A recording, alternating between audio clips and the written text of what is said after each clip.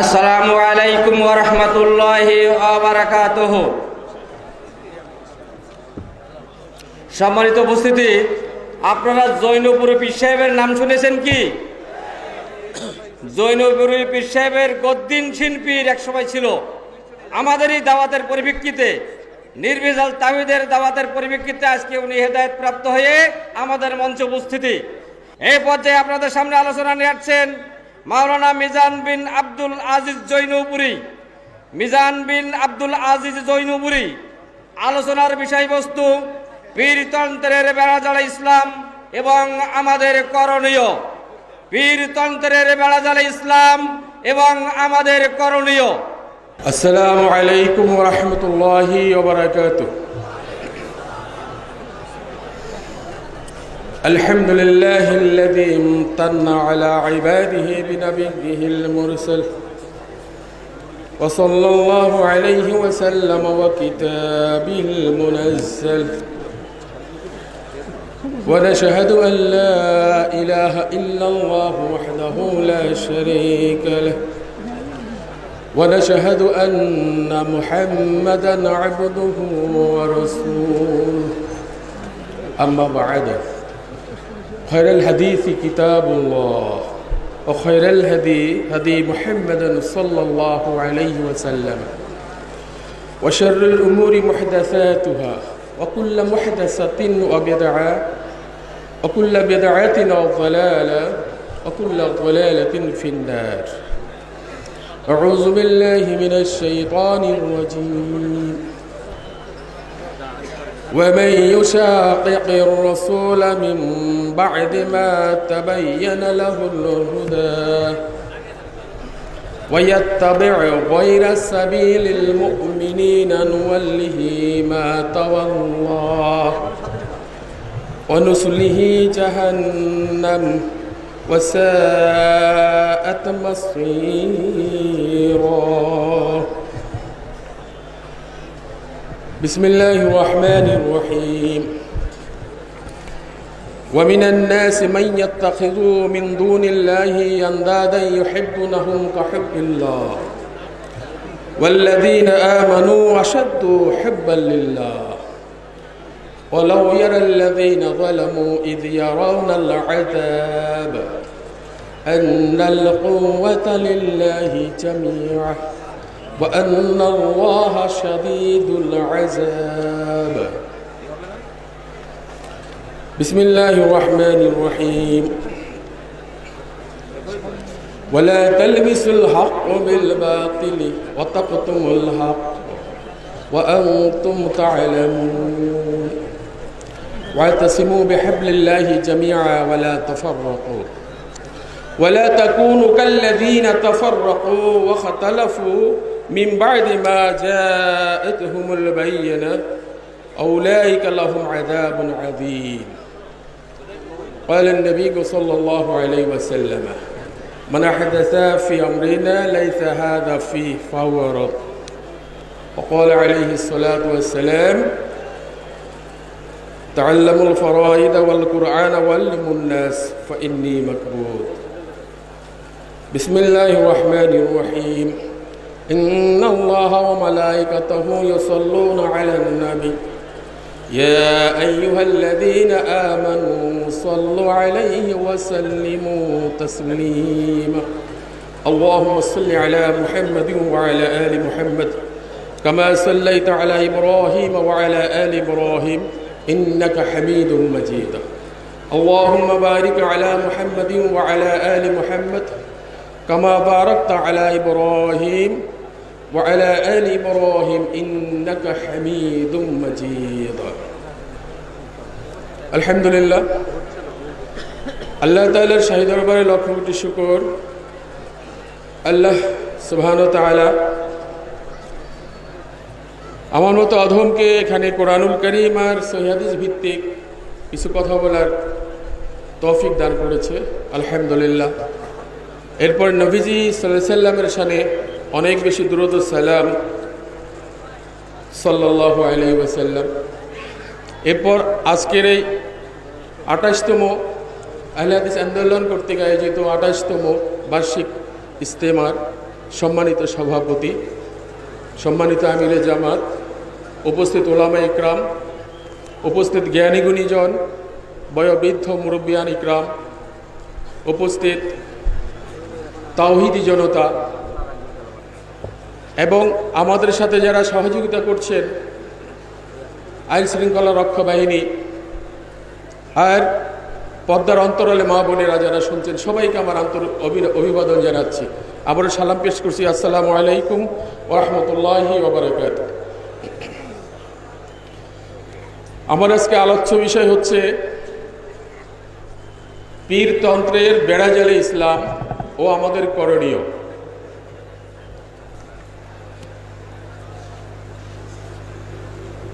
প্রথমেই পীর কি,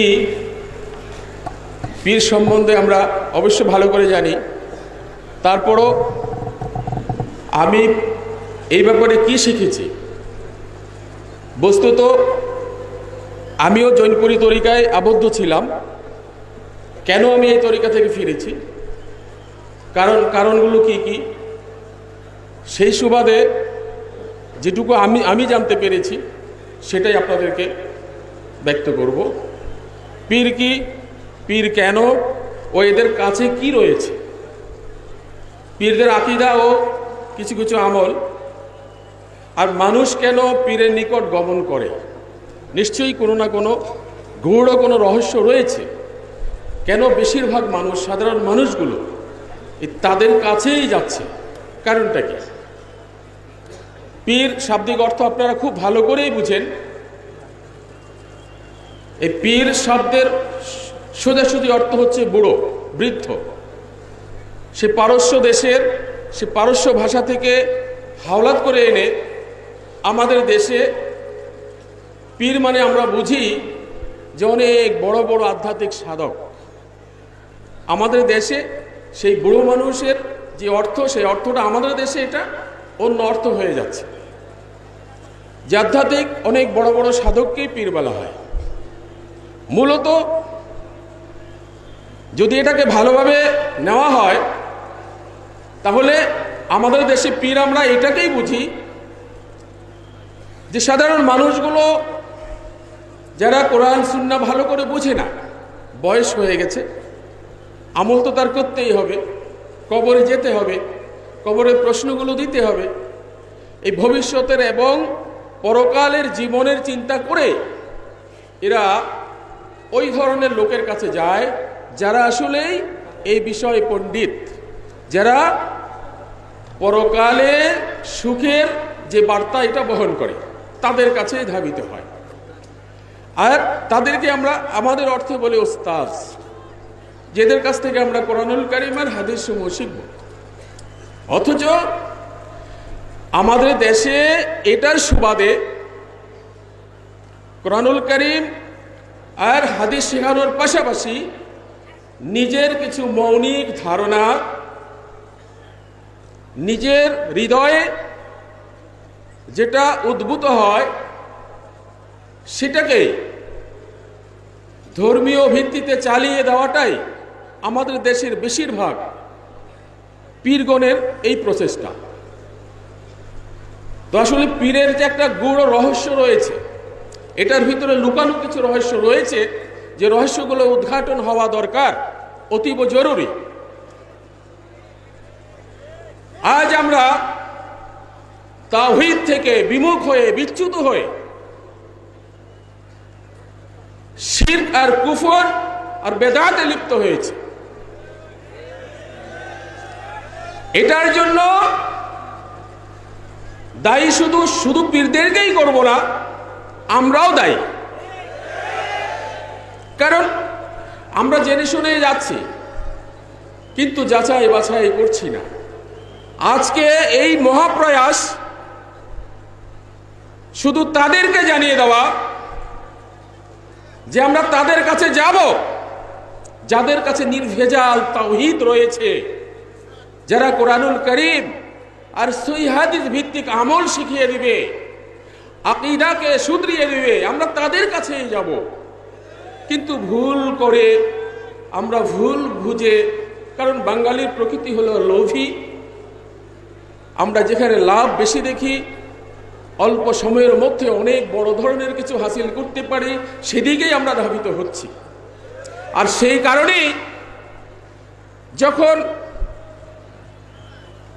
এই সরল সহজ মনা যারা আল্লাহ তাআলাকে ভালোবাসে, আল্লাহ তাআলার হুকুম মানতে চায়, আল্লাহর হাবিব মুহাম্মদ সাল্লাল্লাহু আলাইহি সাল্লামকে ভালোবাসেন, নবীজি সাল্লাল্লাহু আলাইহি সাল্লামের সুন্নত অনুযায়ী চলতে চায়, দিনকে ইসলামকে মহব্বত করে ভালোবাসে, তাদের বয়স যখন 50-এর ঊর্ধ্বে চলে যায়, যৌবনকাল অবধি এই 50-55 বছর বয়সে তেমন কোনো আহামরি আমলেই করেনি। কারণ বয়স যখন ভাবদিককে পৌঁছে যায়, তখন মানুষ মানসিকভাবে শারীরিকভাবে দুর্বল হয়ে যায়। তখনই কবরের চিন্তা, আখিরাতের চিন্তা, হাসর মাঠের চিন্তা চলে আসে। তখনই চিন্তা করে কি করব আমি, সারা জীবন তো কিছুই করিনি, এখন তো সহজেই আমাকে পার হতে হবে, সময়ও বেশি নেই, অল্প সময়ের মধ্যে আমার এমন কিছু হাসিল করতে হবে যেন অন্যান্য সবাই যারা এরকম ছোটকাল থেকেই মাদ্রাসায় লেখাপড়া করে কোরআনুল কারীম আর সহিহ হাদিস ভিত্তিক চলেছে, তাদের সমপরিমাণ হতে পারবো না, কিন্তু সময় কম, অল্প সময়ের মধ্যেই আমি এমন কিছু শিখব, শিখে তাদের আগে গিয়ে পৌঁছব। এই মানুষে তখনই তারা খুঁজতে থাকে কার কাছে এই পথটি রয়েছে। আর তখনই আমরা পীর, পুরোহিত, ফকির যারা আছে, দরবেশ, এদের কাছে আমরা গমন করি। যে তখনই বলি যে বাবা, সারা জীবন প্রায় 16 আনায় মিছে হয়ে গেছে, সময় খুব কম, হায়াতে জিন্দেগি প্রায় শেষ হয়ে গেছে, ভালো কোনো আমল করিনি, এখন সহজভাবে পারি সেই পথ বাতলিয়ে দাও। তখনই তাকে সেই তরিকার বায়াত করে, সেই তরিকার তন্ত্র নিয়ম অনুযায়ী চলার নির্দেশ দেওয়া হয়। আর মানুষ সকল সেই তন্ত্রকে, সেই নিয়ম কানুন গুলোকে ভালো করে রপ্ত করে নিয়ে সকাল সন্ধ্যা সে আমল করতে থাকে। এখানে সবচাইতে বেশি খারাপ হচ্ছে, আফসোস এটাই হচ্ছে, ওই বৃদ্ধ লোক আখিরাতের চিন্তা করে, আল্লাহ তাআলাকে ভয় করে সে যে আমল ওই পীর সাহেব হুজুরের কাছ থেকে শিখেছে, সেটা আদৌ কি কোরআনুল কারীম আর সহিহ হাদিস ভিত্তিক কি, এটা সে কখনো চিন্তা করেনি। অথচ সে আমলগুলো সে দেদারসে করে যাচ্ছে। আজকে আমাদের এই কথনের মাধ্যমে আমরা সে আমলগুলো কি কি, কিছু আমল আমরা বলে দেব, এবং সে আমল আসলেই ভুল, কতটুকু ভুল, কি ধরনের ভুল, সেটা কি আসলে শিরক, নাকি সেটা কুফরি, নাকি সেটা শিরক নয়, কুফরি নয়, বেদাত, যেটা সবচেয়ে মারাত্মক। তাহলে আমাদের উচিত হবে যে আমলগুলো শিখছি, সে আমলগুলো আল্লাহর রাসূল সাল্লাল্লাহু আলাইহি সাল্লাম করেছেন কিনা, সাহাবা আজমানগণ সে আমল জানেন কিনা, সাহাবা আজমানগণ সে আমলগুলো করেছেন কি, এটা যদি 100% ওয়াকিবহাল হই, তাহলে আমাদের ওই আমলের দ্বারাই নাজাতের ফয়সালা পেয়ে যাবে ইনশাআল্লাহ। তবে আজকে পীরদের কেন এই পীরদের কাছে মানুষ যাবে, এই পীরদের কাছে কি রয়েছে? যখনই মানুষের প্রকৃতি, আগেই বলেছি, লোভী, যখনই মানুষকে লোভ দিয়ে উদ্বুদ্ধ করা হয়, তখনই মানুষের মন সেই দিকে সায় দেয়, তখনই সেটা করার জন্য সে মেন্টালিটি ভাবে প্রস্তুতি নেয়। যখন যেটা শ্রুতি মধুর লাগে, যখন যেটা যার কাছে খুবই ভালো লাগে, তখনই সে কাজ করার জন্য সে তৈরি হয়ে যায় মানসিকভাবে। ঠিক এই পণ্ডিতদের কাছে এমন এমন কিছু রয়েছে, যেমন সহজ ভাষায় আমরা সবাই ভালো করে জানি যে কোরআনুল কারীম হলো 30 পারা। আর এই কথাও আমরা শুনেছি কোরআনুল কারীম হলো 90 পারা। শুনেছেন? 30 পারা হলো যারা তাওহীদ অনুযায়ী আমল করে তাদের নিকট, আর 60 পারা হয়েছে যারা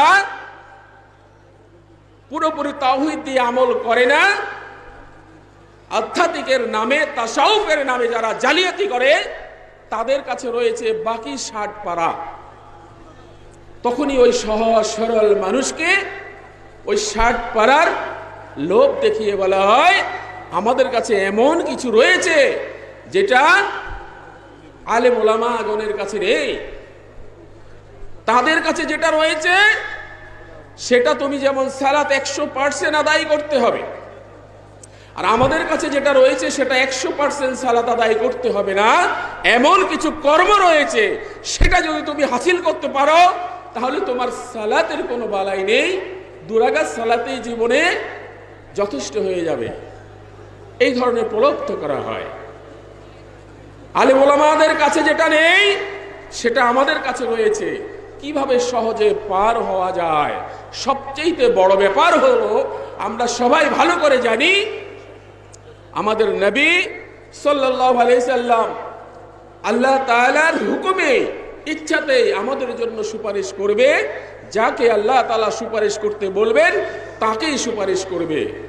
আর এই কথাকে চালান করে, পুঁজি করে আমাদের পণ্ডিতগণ যারা এই পীর তরিকাগুলো চালাচ্ছে, তারা অনেকেই কায়দা করে সহজ সরল মুরিদদেরকে বলে দিচ্ছে, বাবা হাসরের ময়দানে আমি তোমাকে সুপারিশ করে জান্নাতে ঢুকিয়ে দেব। অতএব ওই সহজ সরল মানুষ তো এটাই চায়, সারা জীবন কোনো আমল করেনি, বাঁচার তো একটা উপায় চাই। সেই হিসাবে পীর সাহেব হুজুর যখন বলেছেন যে আমার তরিকা ধরলে, আমার তরিকায় আবদ্ধ হলে, আমল করলে আমি তোমার জন্য সুপারিশ করব। আর এমন এমন কথাও বলা হয়, এমন কিছু তরিকা রয়েছে তারা বলে যে আমাদের কাছে এমন কিছু রয়েছে যে জান্নাত তো আমরা কিনে নিয়েছি বহু পূর্বে, তুমি যদি আমার তরিকায় মুরিদ হও তাহলে সালাত সিয়াম কিছুই লাগবে না, শুধু তুমি আমার উপরে ইয়াকিন রাখবে। মুমূর্ষু অবস্থায় মৃত্যু যখন তোমার দুয়ারে চলে আসবে, মুমূর্ষু অবস্থায় তুমি যখন কালেমা পড়তে পারবে না, কারণ প্রথম কালেমা হবে লা ইলাহা ইল্লাল্লাহ আর শেষ কালেমা হবে লা ইলাহা ইল্লাল্লাহ ফাদাখালাল জান্নাহ। তাহলে অন্তিম কালে যখন কালেমা তোমার মুখ দিয়ে আসবে না, তখন আমি তোমাকে কালেমা পড়িয়ে দেব। দেখেন এত বড় কথা, এত সুযোগ কে না চায়? সাধারণ মানুষগুলো এটাতে বিশ্বাস করে তাদের হাত ধরে, তাদের কাছে বায়াত হয়, তাদের তরিকা অনুযায়ী সবক নেয়, সেই অনুযায়ী তারা চলে। আর তাদের 100% ইতমিনান হয়ে যায় যে আসলেই তো আমার আব্বাজান, আমার বাবাজান, কেবলাজান আমাকে সুপারিশ করবে। এটাও বলা হয় যদি আমি আরো পূর্বে মরেও যাই, তুমি এটা চিন্তা করো না, তোমার অন্তিম কালে আমি রুহ জগৎ হলেও, রুহ জগৎ থেকে হলেও তোমার সামনে এসে কলেমা পড়িয়ে দেব। যদি সেটাও ফেল মারি, সেটাও যদি পসিবল না হয়, তাহলে কবরে তোমাকে প্রশ্ন জিজ্ঞেস করবে, সেখানে এসে তোমার প্রশ্নের জবাব আমি দিয়ে যাব, তোমার কোনো ঠেকা নেই। যদি সেটাও ফেল হয়ে যায় তাহলে কোনো আফসোস করো না বাবা, কিয়ামতের মাঠে আমি তোমাকে সুপারিশ করে আমার জান্নাতে ঢুকিয়ে দেব। এই সহজ সরল মানুষগুলো এটা ভালো করে বুঝে নেয়, তারা প্রলুব্ধ হয় যে আমার তো এটাই চাই, যে আলেমগণ সারা জীবন আমল করে এটা সহজে হাসিল করতে পারে না, আর আমরা যদি কোনো তরিকা ধরি তাহলে আমরা সহজেই বাঁচতে পারবো। এবার আমি কোরআনুল কারীমের সূরাতুল নিসার 115 নম্বর আয়াতের সূত্র ধরে আমার আলোচনা, সংক্ষিপ্ত আলোচনা শুরু করছি। বিসমিল্লাহির রহমানির রহিম। ومن يشاقق الرسول من بعد ما تبين له الهدى ومن يشاقق الرسول, রাসূল আকরাম সাল্লাল্লাহু আলাইহি সাল্লামের সুন্নতের বিরুদ্ধে আচরণ করে, মিন বা'দি মা তাবায়্যানা লাহুল হুদা, অথচ সঠিক দিন কি সেটা সে জেনে গেছে, তার কাছে প্রকাশ হয়ে গেছে সঠিক দিন কি, এরপরও তার দ্বারা আল্লাহ রাসূল সাল্লাল্লাহু আলাইহি সাল্লামের সুন্নতের বিরুদ্ধে আচরণ হয়ে যায়। কিভাবে? ওয়ায়াত্তাবি গায়রা সাবিলিল মুমিনিনা, কারণ সে আসল মুমিনদেরকে উপেক্ষা করে নকল মুমিনদেরকে অনুসরণ করেছে। যারা আসল মুমিনদের উল্টা চলেছে তাদেরকে অনুসরণ করেছে। নুয়াল্লিহি মা তাওয়াল্লা, তারা যেদিকে ডেকেছে তারা সেদিকে এগিয়েছে। কিবা তারা যেদিকে গিয়েছে ডেকেছে তাদেরকে সেদিকেই ফিরানো হয়েছে। অনুসলিহি জাহান্নাম, কিন্তু তাকে জাহান্নামের আগুনে দগ্ধ করা হবে। ওয়াসাআত মাসীরা, আর এটা অনেক মন্দ আবাসস্থল। তাহলে এখন বিবেচ্য বিষয় হচ্ছে এটা যে দিন কি, ধর্ম কি, ইসলাম কি, শরিয়ার নিয়ম কানুনগুলো কি, এটা ভালোভাবে বুঝে যাওয়ার পরও আমাদেরই দ্বারা আল্লাহ রসুল সাল্লাল্লাহু আলাইহি সাল্লামের সুন্নতের বিরুদ্ধে আচরণ হয়ে যায়। কিন্তু আমরা অনেকেই এটা ওয়াকিবহাল নই, আমরা জানি না, বুঝতে পারি না যে আল্লাহ রসুল সাল্লাল্লাহু আলাইহি সাল্লামের সুন্নতের বিরুদ্ধে আচরণ আমরাই করছি। ঠিক এই হিসেবে পীরদের কিছু আকীদা আমরা জেনে নিই। যখনই কারো আকীদা 100% সহি হয়, তখন তার দ্বারা তাওহীদ অনুযায়ী যে আমল হয় সেটা 100% কবুল হবে। যদি কারো আকীদায় কোনো গলত থাকে, কোনো শিরকি, কোনো কুফরি, কোনো আকীদা থাকে, তাহলে সে যত ভালোই আমল করুক না কেন, সেটা ওয়ালা তুবতিলু আমালাকুম, সে আমলগুলো নষ্ট হয়ে গেল।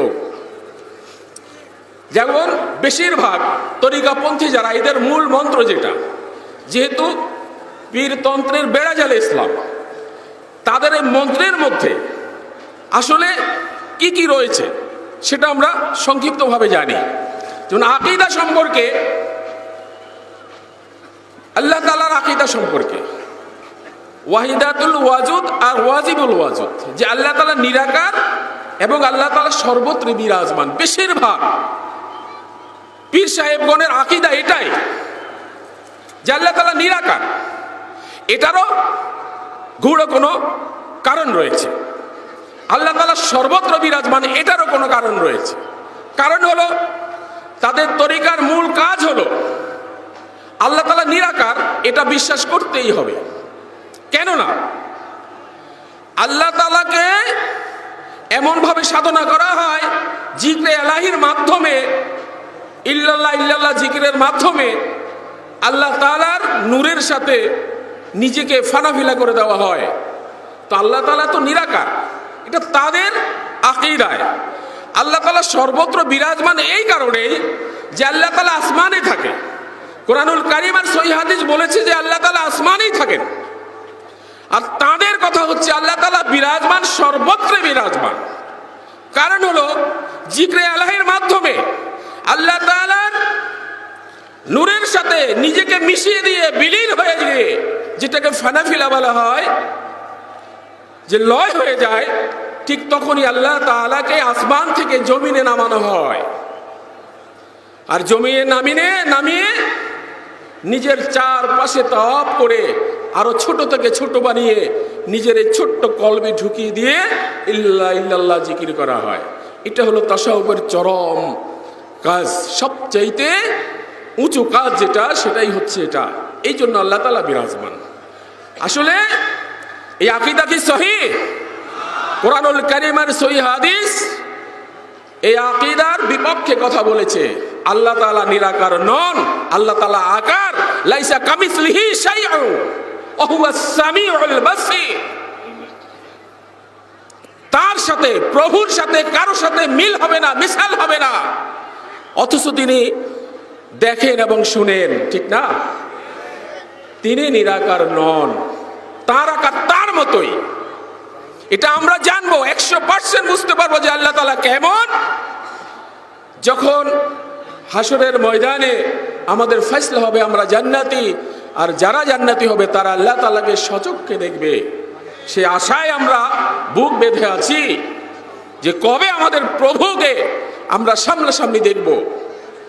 এরপর আসেন যে আল্লাহ তাআলা সর্বত্র বিরাজমান। আসলে কি আল্লাহ তাআলা সর্বত্র বিরাজমান? এই আকীদাও ঠিক নয়। তাদের মূল আকীদাই হচ্ছে আল্লাহ সম্পর্কে যে আল্লাহ তাআলা নিরাকার এবং সর্বত্র বিরাজমান। কারণ সর্বত্র বিরাজমান না হলেই তো আসমান থেকে নিচে নামানো যাবে না। অতএব এই আকীদায় সাধারণ মানুষদেরকে বুঝিয়ে দেওয়া হয়েছে, কারণ সাধারণ মানুষের মধ্যে অনেক ইংরেজি শিক্ষিত যুবকও রয়েছে যারা এই ভুলগুলো ধরে ফেলবে, তখনই তাদেরকে আগে ভাগে আকীদা খাইয়ে দিয়েছে। আর আমরা জানি যে আর রহমানু আলাল আরশি ইস্তাওয়া, যিনি রহমান তিনি আরশের আরো অনেক অনেক উপরে আছেন, ঠিক না? তাহলে উনি বিরাজমান নন, উনি আসমান থেকে যেখানে রয়েছেন সেখান থেকে হুকুম দিয়েই সবকিছু করতে পারেন, ঠিক না? এরপরে আসেন যে আল্লাহ ফেরেশতা ছাড়াও তার কিছু বান্দাকে দুনিয়ার ভালো মন্দ করার একক ক্ষমতা দান করেছেন। তাদের মূল মন্ত্রের মধ্যে এটাও আরেকটা মন্ত্র যে আল্লাহ নিজের ফেরেশতা ছাড়া তাদের কিছু লোককে ভালো মন্দ করার অধিকার দিয়েছেন। এরকম আকীদা কিন্তু তাদেরই।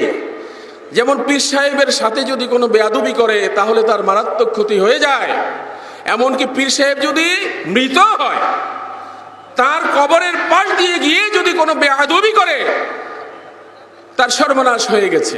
এই ধরনের অনেক ওয়াকিয়া আমরা তাদের কিতাবগুলোতে পড়েছি, ঠিক না? আপনারা পড়েছেন। এরকম শাহজালাল ইয়ামানি রাহিমাহুল্লাহ ওনার সম্পর্কে অনেকেই লিখতে গিয়ে এমন কিছু লিখেছে যে শাহজালাল ইয়ামানি রাহিমাহুল্লাহকে একেবারে ওনার সম্মানকে মাটির সাথে মিশিয়ে দিয়েছে।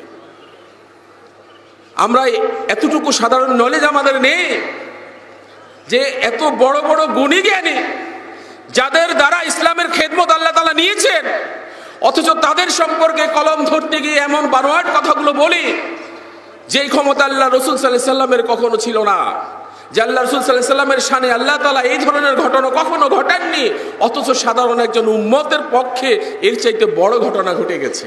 এটা কিভাবে সম্ভব? আমরা এখনো ঘুমিয়ে ঘুমিয়ে এখনো ঝিমোচ্ছি, ঘুম থেকে এখনো জাগতে পারিনি আমরা। আজকে এই কথনের মাধ্যমে এই মহাপ্রয়াস হচ্ছে আমাদের ঘুমকে ভাঙানো। মানুষ তাওহীদ অনুযায়ী চলতে চায়, তাওহীদ বুঝতে চায়, সেই অনুপাতে সে জিন্দেগি যাপন করতে চায়। কিন্তু যারা ইসলামের ঠিকা নিয়েছে, আমাদের মতো যারা আল্লাহ রাসূল সাল্লাল্লাহু আলাইহি সাল্লামের সুন্নতের সাথে যারা নিজেদের সুন্নতকে নিজেদের পদ্ধতিকে মিশিয়ে দিয়েছে, কোনটা রাসূল সাল্লাল্লাহু আলাইহি সাল্লামের সুন্নত কোনটা ব্যক্তির সুন্নত সেটা আমরা এখনো বুঝতে পারছি না। এই কথনের মাধ্যমে আমরা সেটা ইন্ডিকেট করে দিচ্ছি যে আল্লাহ রাসূল সাল্লাল্লাহু আলাইহি সাল্লামের এটাই হলো সুন্নত আর এটা হলো বেদাত। যেটা এককভাবে মানুষ যেটা করেছে, যেটা আল্লাহ রাসূল সাল্লাল্লাহু আলাইহি সাল্লাম সায় দেননি, আল্লাহ রাসূল সাল্লাল্লাহু আলাইহি সাল্লাম যেটা গ্রহণ করেননি, সেটাই হলো বেদাত। তাহলে তাদের দ্বিতীয় আকীদা হচ্ছে ফেরেশতা ছাড়াও অনেক ওলিয়া আউলিয়া আছে যাদেরকে ক্ষমতা এককভাবে ক্ষমতা দান করেছে ভালো মন্দ করার। তাহলে এই আকীদা কি? এটা কি শিরকি আকীদা হলো না? ভালো মন্দ করার অধিকার কে রাখেন? একমাত্র আল্লাহ। তিনি একমাত্র ভালো মন্দ করার অধিকার রাখেন। এই ছাড়া কোনো মানুষের পক্ষে পসিবল না সে ভালো মন্দ করে, ঠিক না? ওয়ামা তাশাউনা ইল্লা আইয়াশা আল্লাহু রাব্বুল আলামিন। আল্লাহ তাআলার ইচ্ছা ছাড়া, অনুগ্রহ ছাড়া আমরা কিছুই করতে পারি না, এই ক্ষমতা আমাদেরকে দেওয়া হয়নি। তাহলে এই আকীদাও ভুল। ফেরেশতা সম্পর্কে আকীদা যে ফেরেশতাগণের মধ্যে কে কেউ এমন নির্দিষ্ট কোনো বান্দার বা মানুষের অধীন বা তাবেঈ। ফেরেশতার মধ্যে এমন এমন ফেরেশতা রয়েছে তারা কিছু কিছু মানুষের অনুগত তাবেঈ। কিছু কিছু মানুষ আধ্যাত্মিক সাধনা করে এই ফেরেশতাদেরকে অনুগত করে রেখেছে। যখনই কোনো মুসিবত এসছে, যখনই কোনো যে কাজ নিজের পক্ষে করানো সম্ভব না সেটা ফেরেশতার মাধ্যমে করানো হয়। বেশিরভাগ লোক এই আকীদায় বিশ্বাসী। আপনি পীর তরিকা যারা আবদ্ধ রয়েছে তাদেরকে জিজ্ঞেস করবেন, তারা এটা অকপটে বিশ্বাস করবে, অকপটে আপনাকে বলে দেবে যে হ্যাঁ তাই। পীরদের কাছে ওই ক্ষমতা রয়েছে যে পীর সাহেবগণ তারা ফেরেশতাদেরকে তাবি করে রেখেছে। যখনই কোনো প্রবলেম হয়েছে ইয়া জিব্রাইল ও ইয়া মিকাইল ও ইয়া ইসরাফিল ও এইভাবে তাবিজের কিতাবে পর্যন্ত লেখা রয়েছে। বানিয়ে বলছি না, যে আমাদের বাজারে প্রখ্যাত যে তাবিজের কিতাবগুলো আছে দেখেন ওখানে এভাবে লেখা রয়েছে। কোনো প্রবলেম হয়েছে, ইয়া জিব্রাইল ও ইয়া জিব্রাইল, ডাক দিয়েছে, জিব্রাইল আলাইহিস সালাম চলে এসছে। জিব্রাইল আলাইহিস সালাম তো অনুগত, তাকে পাঠিয়ে দিয়েছেন ওই কাজ করে দেওয়ার জন্য। ওই কাজ হয়ে গেছে। নাউজুবিল্লাহি মিন জালিক। এই আকীদা 100% মিথ্যা, এটাও ভুল আকীদা, এটা কখনো সম্ভব নয়। বরং আল্লাহ তাআলা তার অসংখ্য ফেরেশতা মানুষের সঙ্গে রেখেছেন। আমি কথা বলছি, আমার এই ভাষান্তর হচ্ছে কিভাবে? আমার এই জিহ্বার মাধ্যমে। এই জিহ্বা যদি ভালোভাবে ডেলিভারি না দেয় তাহলে আমার ভাষান্তর ভালো হবে না, ঠিক না? বোবা যারা আছে এদের জিহ্বা ভালো করে ডেলিভারি হয় না বিধায় এদের কথা স্পষ্ট হয় না। তাহলে আল্লাহ তাআলা আমাকে ফেরেশতা দিয়া এই সহযোগিতা করছেন। তাই বলে ফেরেশতাকে আমি তাবি করতে পারি না। একমাত্র ফেরেশতারা তারই তাবি যিনি রব। এই রবের তাবি কোনো মানুষের তাবি হতে পারে না, ঠিক না? তাহলে আকীদা এটাও ভুল। কোরআন ও শরীয়ত সম্পর্কে আকীদা এমন কিছু ব্যাপার যা কোরআনে আল্লাহ জাহির করেন নাই, শুধু তার একান্ত ওলিদের খাতিরে গোপনে তাদের ইলহামে জানিয়ে দিয়েছেন। এটাও আমাদেরকে সবচেয়ে বড় ধরনের ধোঁকা দিয়েছে। আরে ভাই, এমনিতে ফিরিনি। যখনই দেখলাম যে মন্ত্রতন্ত্রের মধ্যে রয়েছে সেটা কোরআনুল কারীম আর সহিহ হাদিসে নেই। কোরআনুল কারীম আর সহিহ হাদিস ভিত্তিক একটাও নয়। হ্যাঁ, কিছু কিছু রয়েছে, কিছু কিছু রয়েছে, কিন্তু এমন এমন কুপুরিগুলো রয়েছে, সেই কুপুরির ঠেলায় ভালো কাজ যেগুলো তাওহীদ অনুযায়ী রয়েছে কিছু পার্সেন্ট সেটা নষ্ট হয়ে যায়, সেই পর্যন্ত আর টিকে থাকে না। এটা ছাড়তে এমনিতে বাধ্য হইনি। আল্লাহ যাকে খাস করে অনুগ্রহ করবেন, আল্লাহ যাকে খাস করে সরল সহজ পথের দিশা দিবেন, ঠিকানা দিবেন, সেই তো আসলে বুঝতে পারে। আজকে আমরা এটা ভাবি না যে আমরা সহিহ হাদিসের সেই সহিহ হাদিসের পতাকা তলে দাখিল হয়েছি, আমরা সহিহ হাদিসের সন্ধান পেয়েছি, এমনিতে আমরা পাইনি। আল্লাহ আমাদের উপর অনুগ্রহ করেছে, ঠিক না? এটা একমাত্রই শুধু আল্লাহ তাআলার অনুগ্রহ। আর আমরা যারা হেদায়েতের মুহতাজ হয়েছি, এই জন্য আল্লাহ তাআলা আমাদেরকে সুবিধা করে দিয়েছে। ইন হুয়া ইল্লা যিকরুল লিল আলামিন লিমান শাআ মিনকুম আইয়াস্তাকিম। এই কোরআনুল কারীম পুরা বিশ্বের মানব দানবের জন্য জিন্দেগি বিধান, যারা হেদায়েতের পথে চলবে শুধু তাদের জন্য। এই জন্য হেদায়েতের মুহতাজ হতে হবে, ঠিক না? এরপরে আসেন যে এমন কিছু ব্যাপার যা কোরআনে আল্লাহ জাহির করেন নাই, শুধু তার একান্ত ওলিদের খাতিরে গোপনে তাদের ইলহামে জানিয়ে দিয়েছেন। যেমন এমন এমন সুন্দর সুন্দর কথা, এমন কিছু কথা যেটা কোরআনেও নেই, হাদিস সমূহ নেই। এই সুন্দর সুন্দর কথা কোত্থেকে এসছে? এটা ওই পীর সাহেবের কানে কানে তাদের তাবি যারা আছে তারা বলে দিচ্ছে, আর সেটাই হলো তাদের ইলহাম। যেটা আমরা সহজভাবে বুঝি যে ওহী হলো দুই প্রকার, ওহিয়ে মাতলু আর গয়রে মাতলু। একটা কোরআনুল কারীম যেটা তেলাওয়াত করলে অবশ্যই সওয়াব হবে, নেকি হবে, আর দ্বিতীয়টা গয়রে মাতলু যেটা 100% মানতে হবে, রাসূল সাল্লাল্লাহু আলাইহি সাল্লামের সহিহ হাদিস সমূহ। কিন্তু তৃতীয় আরেকটি ওহী রয়েছে, যে ওহী হলো ওহীউশ শাইতান।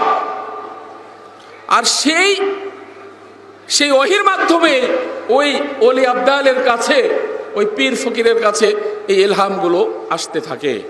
তখনই বিভিন্ন ধরনের কথা হয়। এমন কিছু কিছু কথা যেটা 10টা বাক্য উচ্চারণ করবে, 8টাই সঠিক হয়ে যাবে, আর 2টো হয়তো এদিক সেদিক হবে, আর সাধারণ মানুষগুলো সেটা বিশ্বাস করে নিচ্ছে। আরে এমন যদি চৌকুন কোনো মানুষ হয় যে বুদ্ধিমান, তার পক্ষেই কিন্তু মানুষকে বোকা বানানো সহজ। নিজে বোকা হয়ে আরেক বোকাকে ধোঁকা দিতে পারে না। আর তাদের মধ্যে তারা এমনই চতুর হয়, অনেক বড় শিক্ষিত মানুষ তার সামনে আসলে হজম হয়ে যায়। চোখে যখন চোখ রাখা হয় তখন তার চোখ বুজে আসে, সে নিচের দিকে তাকিয়ে নিজেকে হজম করে ফেলে। এই ধরনের সিলসিলাই তো পীর সাহেবদের সিলসিলা। কত বড় হয়েছেন আপনি, আপনি যতই তর্ক করেন আর বিতর্ক করেন, পীর সাহেব হুজুরের সামনে আসেন, আপনি গলে যাবেন।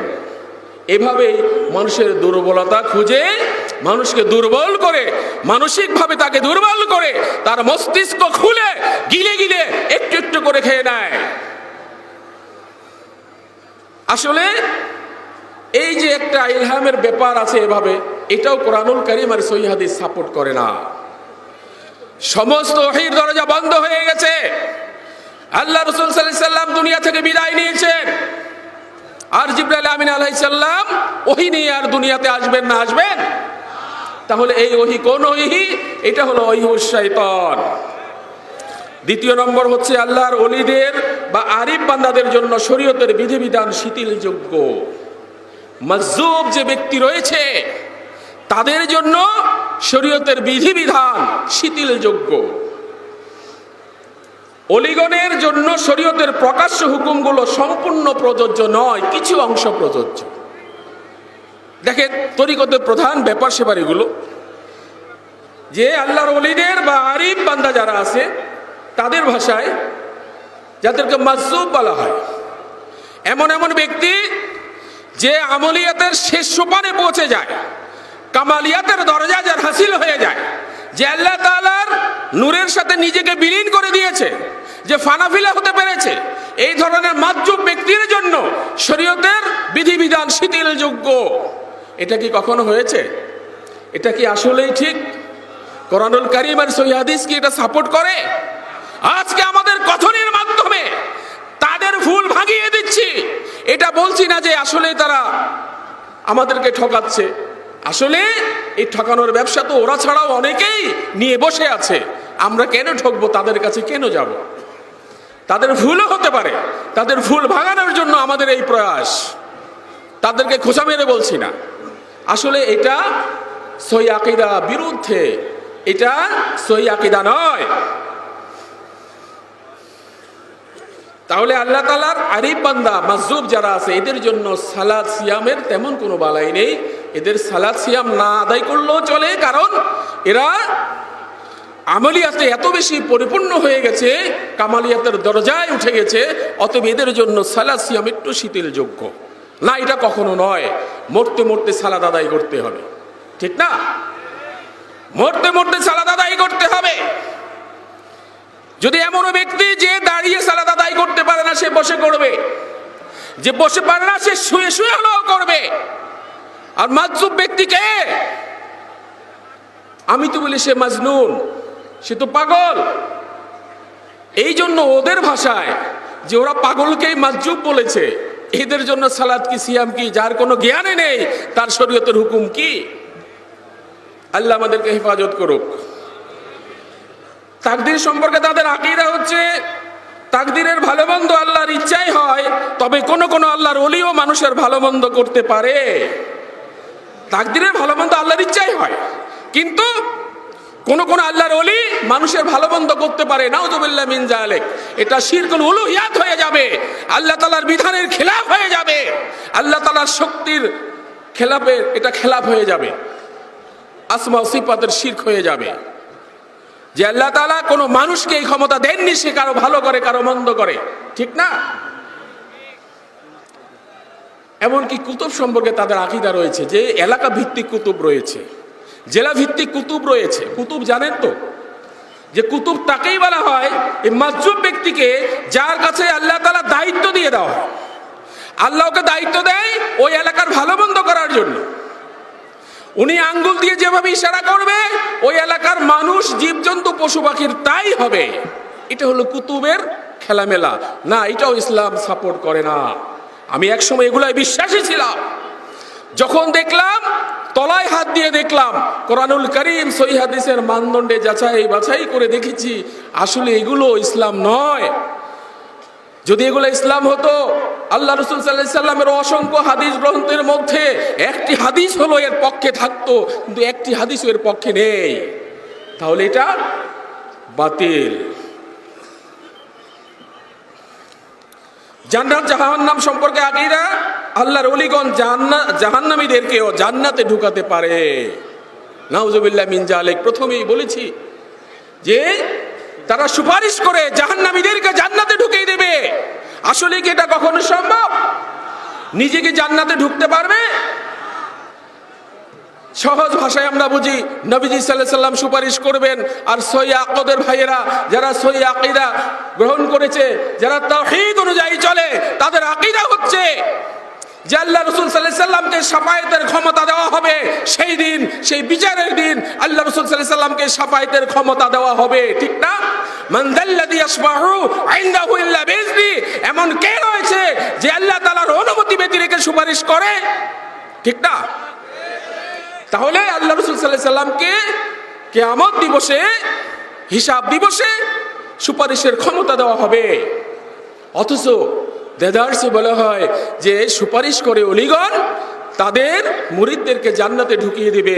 না, এটা কখনো সম্ভব নয়। সে ওলি নিজেই কি সুপারিশ পাবে? নিজে কি সুপারিশ পাবে এটার কোনো গ্যারান্টি রয়েছে? সাধারণ মানুষ কি এটা বুঝে না? সে ওলির হাত ধরেছি ভালো কথা, কিন্তু ওলি সাহেব যদি পার হতে পারে তবে সে আমার জন্য একটু চেষ্টা করবে, কিন্তু উনি যদি আটকে যায় তখন আমার কি দশা হবে? তাহলে ওলিরা সুপারিশ করবেন না, ওলিরা এভাবে সুপারিশ করবেন না। মুহাম্মদুর রাসূলুল্লাহ সাল্লাল্লাহু আলাইহি সাল্লামকে আল্লাহ তাআলা সুপারিশের অনুমতি দিবেন। আল্লাহ যাকে সুপারিশ করতে বলবেন আল্লাহ রাসূল সাল্লাল্লাহু আলাইহি সাল্লাম তাকেই সুপারিশ করবেন, ঠিক না? গড়ে সবাইকে সুপারিশ করবেন না। আল্লাহ যাকে অনুমতি দিবেন, আল্লাহ রাসূল সাল্লাল্লাহু আলাইহি সাল্লাম কাকে কাকে সুপারিশ করবেন আল্লাহ শিখিয়ে দিবেন সেদিন, সেই সময়। তার আগে শিখিয়ে দেননি, সেদিনেই শুধু শিখিয়ে দিবেন। অতএব নবী রাসূলুল্লাহ সাল্লাল্লাহু আলাইহি সাল্লাম তাকেই সুপারিশ করবেন। কিন্তু ওলিদের এই কথাও মিথ্যে, কারণ ওলিরা নিজেরাই সুপারিশ পাবে কি সেটার কোনো গ্যারান্টি নেই।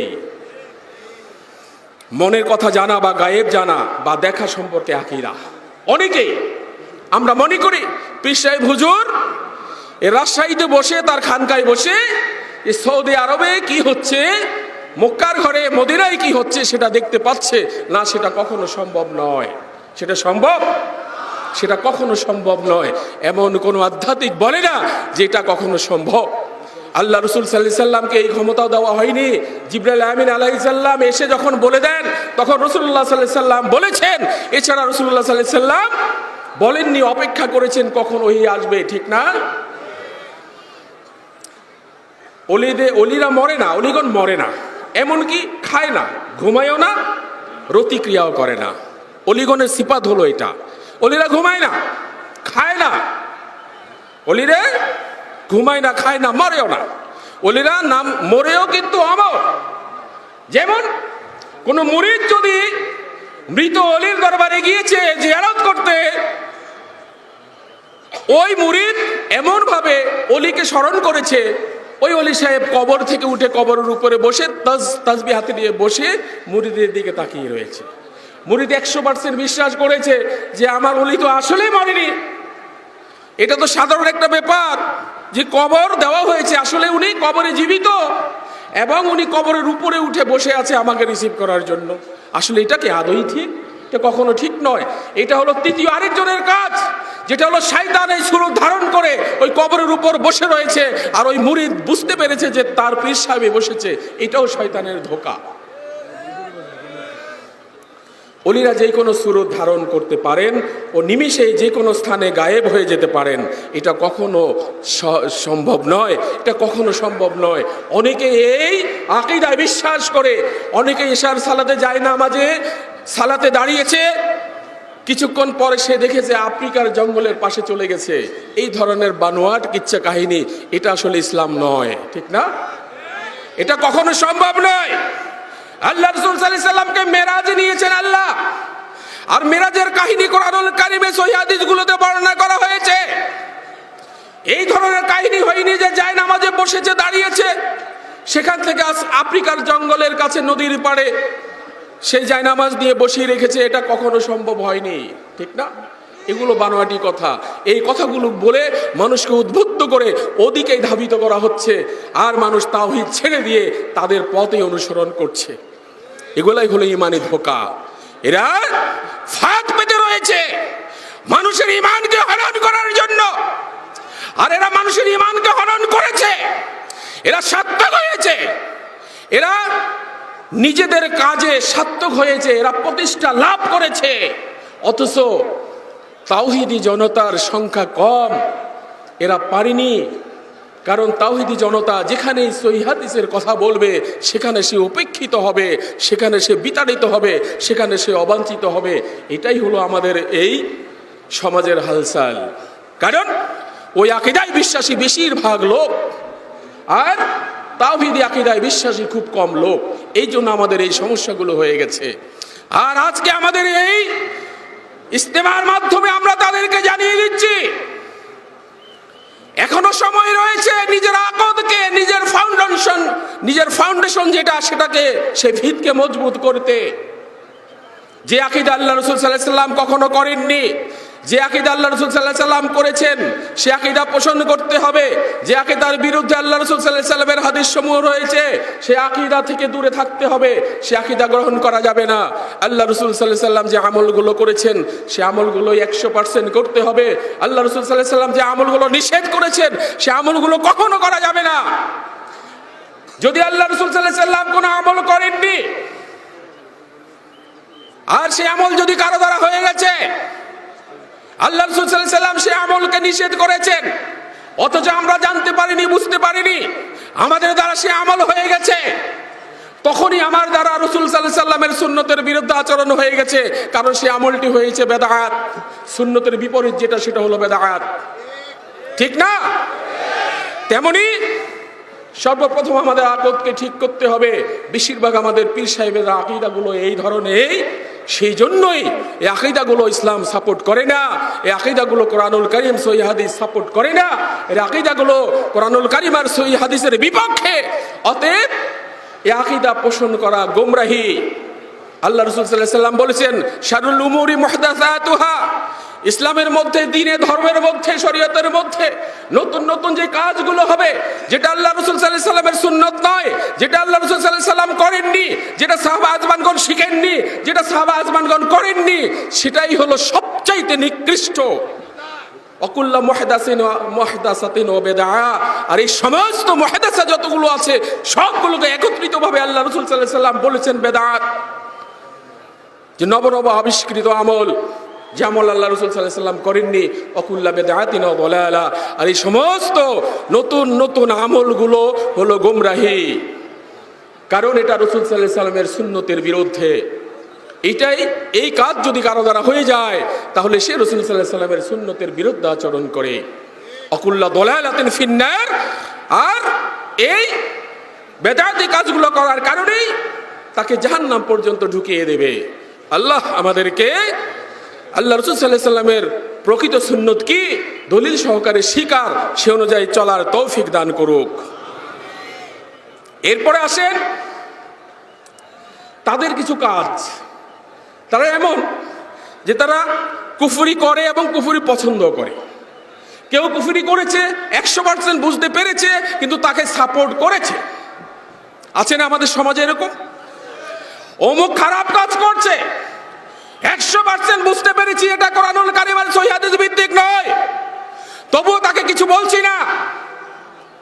কারণ বললে এই পীর তরিকাই তো উঠিয়ে দেবে, এমন এমন ফতোয়া দিবে, মসজিদে থাকতে পারবে না, মসজিদ থেকে বের করে দেবে, এমন এমন ফতোয়া দিবে, তাদের মজলিস চলবে না। অতএব জানা সত্ত্বেও সেই কুফরিকে তারা পছন্দ করে। ঠিক না? এই কাজগুলো আমাদের সমাজে অহরহ হচ্ছে। আমাদের সমাজে সবচাইতে সংখ্যাগরিষ্ঠ যেই দলগুলো, তাদের ছত্র ছায়ায় থেকে এরা আসলে এই আকাম কুকামগুলো করছে। এই আল্লাহ রাসূল সাল্লাল্লাহু আলাইহি সাল্লামের সুন্নতগুলোকে গলা টিপি টিপি হত্যা করে তাদের সুন্নত ওই সমাজে প্রচলন করছে। ঠিক না? এদেরকে তারা কিছুই বলছে না। আজকে অনুরোধ করছি এই গঠনের মাধ্যমে, এই বলার মাধ্যমে তাদেরকে অনুরোধ করছি, তাদের বিবেকের মধ্যে এই কথা ছুড়ে দিচ্ছি যে ভাই দোস্ত, তুমিও মুসলমান, আমিও মুসলমান, আমরা একই কলেমা পাঠ করেছি, লা ইলাহা ইল্লাল্লাহ। জান্নাতে আমি যাব, তুমিও যাবে, জান্নাতের আশা আমিও করি, তুমিও করো। কিন্তু ভাই, কিছু বেদায়েত করার কারণে তোমার সারা জীবনের আমলগুলো নষ্ট করে দিচ্ছ। তুমি আমার ভাই, আমিও তোমার ভাই, আমি তোমাকে আপন ভ্রাতা মনে করি, কিন্তু তুমি আমাকে সৎ ভাই মনে করো, তাতে আমার কিছু যায় আসে না। আমি তোমাকে আপন ভাই মনে করি, আমি যদি জান্নাতের পথ ধরতে পারি, তুমি আমার ভাই হয়ে কেন জাহান্নামের পথে চলবে? তুমিও সহজ সরল পথে আসো, তুমি আমার ভাই, তোমাকে নিয়েই আমি জান্নাতে ঢুকবো। আল্লাহ তাআলা আমাদেরকে আমাদের আকীদাগুলো ভালো করে, আমাদের আকীদা যেন আমরা তাওহীদ অনুযায়ী গঠন করতে পারি, সেই তৌফিক দান করুন। এরপর লাস্ট একটা কথা বলে আমার বক্তব্য আমি শেষ করছি, যে আমি ব্যক্তিগতভাবে বলছি, আমি অনেক তরিকায় গিয়েছি, সব তরিকার আমল সমূহ দেখেছি, যাচাই বাছাই করেছি। এটা মানুষের ইমানি দায়িত্ব। আপনি যদি বাঁচতে চান, আপনি যদি নিজেকে জাহান্নামের আগুন থেকে বাঁচাতে চান, তাহলে আপনার উচিত হবে, আপনার কাজ হচ্ছে আপনি যাচাই বাছাই করবেন, যেটা সহিহ, যেটা সঠিক, যেটা কোরআনুল কারীম আর সহিহ হাদিসের দলিলে যাচাই বাছাই করে যেটাই টিকবে সেটাই আপনি গ্রহণ করবেন। আর আমি সেই 2010-এর পরে 2011-তে আমি এই পথে ডাইভার্ট হলাম, যে যখনই দেখলাম যে আমাদের বেশিরভাগ আকীদাগুলো ভুল, আমাদের বেশিরভাগ আমলগুলো কুফরি, আর এই জন্য আমাকে সহি আমল করতে হবে। আর আমাদের বাংলাদেশে কি সহি আমলকারী লোক রয়েছে? আমি খুঁজতে বেরিয়েছি, খুঁজে আমি পেয়েছি, খুঁজে অনেক পেয়েছি। সব তরিকায় গিয়েছি, তাদের আমল আকীদা দেখেছি, এরপরও যাচাই বাছাই করেছি। যখন যদি ভাবতাম যে একটাই শুধু দল রয়েছে সহি, আর সেই সহি দলে আমি গ্রহণ করব, কিন্তু সেই দলে এসে দেখেছি আরো অনেক সহি দল রয়েছে। এখন তো আমাকে অবশ্যই যাচাই বাছাই করতে হবে, অপেক্ষাকৃতভাবে কোনটা সহি থেকে সহি সেটাকে আমার গ্রহণ করতে হবে। অতএব সব সহি পদগুলো গয়রে সহি ফেলে দিয়ে, ছেড়ে দিয়ে সহি পদগুলো যাচাই বাছাই করে একটি দলে আমি পেয়েছি। আর ব্যক্তিগতভাবে সেই দলের আনুগত্য করার জন্যই আজকে এই বিশ্ব ইজতেমায় আমার আশা। আপনারা আমার জন্য দোয়া করেন, আল্লাহ যেন আমাকে তৌফিক দান করে আমি তাওহীদ অনুযায়ী চলতে পারি, সেই অনুযায়ী বলতে পারি। ভাই দোস্ত হাবাব, আরেকটি কথা হলো, আপনাকে আপনার নেতা নির্বাচন করতে হবে, এটা আপনার ইমানি সর্বপ্রথম দায়িত্ব। আর নেতাকে আপনি কোরআনুল কারীম আর সহিহ হাদিসের মানদণ্ডে যাচাই করবেন। সেই মদিনার সোনার রঙে যেই নেতা রঞ্জিত, যার মধ্যে আল্লাহ রাসূল সাল্লাল্লাহু আলাইহি সাল্লামের পরিপূর্ণ সুন্নাত রয়েছে, যার আকীদা আল্লাহ রাসূল সাল্লাল্লাহু আলাইহি সাল্লামের আকীদার মতো, সাহাবাগণের আকীদার মতো, এই ধরনের নেতা আপনাকে নির্বাচন করতে হবে। আমিও যাচাই বাছাই করেছি, যাচাই বাছাই করে অপেক্ষাকৃতভাবে যেটা সহি থেকে সহি পেয়েছি, সেই নেতা এবং সেই দলে আমি অংশগ্রহণ করেছি। আল্লাহ তাআলা আমাদের এই দলের নেতাকে এবং এই দলে যারা খাটছে তাদেরকে হায়াতে তাইয়্যিবা দান করুক।